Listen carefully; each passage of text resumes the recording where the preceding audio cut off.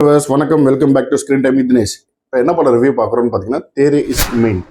இந்த படத்தை வந்து பார்த்தீங்கன்னா ஆனந்த் ராய்ன்றவர் டைரக்ட் பண்ணியிருக்காரு. தனுஷ், கிருத்தி சரோன், அப்புறம் பிரகாஷ் ராஜ், இன்னும் நிறைய பேர் வந்து ஹிந்தியில் நடிச்சிருக்காங்க. ஹிந்தி படம் டைட்டில்லாம் வச்சிருக்கிறாங்க, ஏன் தமிழில் கூட டைட்டில் மாற்றல அப்படின்ற சில பேருக்கு டவுட் இருக்கும். இந்த படம் வந்து பார்த்தீங்கன்னா ஒரு பியூர் வந்து ஒரு love subject.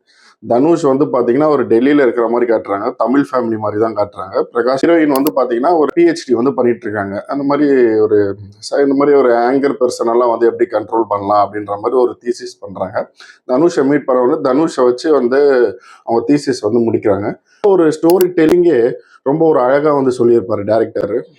But Tamil audience ஒரு ஆடியன்ஸும் இந்த படத்தை வந்து பார்க்க வேண்டிய ஒரு படம்னு சொல்லலாம். அந்த மாதிரியான ஒரு ஃபீல் குட் மூவி, ஒரு அழகான ஒரு லவ் சப்ஜெக்ட், ஒரு பியூட்டிஃபுல்லான ஒரு ஸ்டோரி டெல்லிங், ஒரு நல்ல ஒரு காதல் காவியம் நீங்கள் வந்து பார்க்கணும். அந்த மாதிரியான ஒரு அற்புதமான ஒரு படைப்பு. இந்த கடைசி ஒரு 2 மாதத்துல வந்து ஏதோ காமெடி லவ் ஏதோ விட்டு கண்ட துக்கடாலாம் வாந்தி எடுத்து வச்சுருப்பாங்க, கண்ட கருமத்தெல்லாம் படம்னு எடுத்து வச்சுருப்பாங்க. அதெல்லாம் போய் பார்த்துட்டு கை தட்டி விசிலஸ்ட் ஆஹா ஓஹோன்றீங்க. இந்த படத்தை போய் பாருங்கள். ஒரு லவ் சப்ஜெக்ட், ஒரு ட்ரூ லவ் சப்ஜெக்ட்னா என்ன அதை நீங்கள் உணர்வீங்க. அந்த அளவுக்கு வந்து ஒரு ஃபீல் குட்டாக அவ்வளோ அழகாக அந்த படத்தை வந்து மேக் பண்ணியிருப்பாங்க. ரேட்டிங் நம்ம சேனல் என்னன்னு பார்த்தீங்கன்னா 4 out of 5. மறக்காமல் வீடியோ பிடிச்சிருந்தா லைக் பண்ணுங்கள், ஷேர் பண்ணுங்கள், சப்ஸ்கிரைப் பண்ணுங்கள். தேங்க்யூ.